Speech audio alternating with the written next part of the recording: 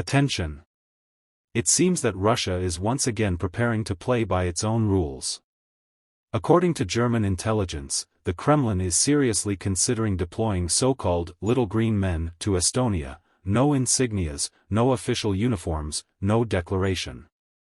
The same playbook we saw in Crimea back in 2014. But this time, it's not Ukraine. This time, it's NATO territory.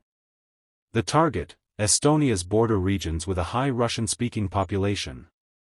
As usual, Moscow hides behind the narrative of protecting Russians abroad. But this is no humanitarian mission, this is a calculated test.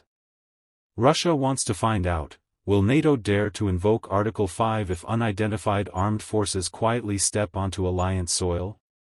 The scenario is simple, no open invasion, no tanks, just polite people appearing in a quiet town, and suddenly the West must decide, is this an attack or an internal issue? This is no longer just a provocation. It's a direct threat to the entire European security structure.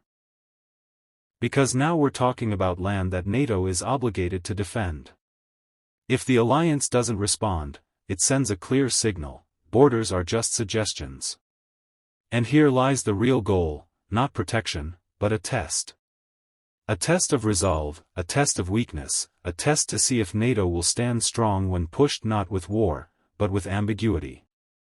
But here's the question no one in Moscow seems to ask. When will Russia finally start protecting its own Russian-speaking citizens who actually live in Russia, those without roads, healthcare, or future?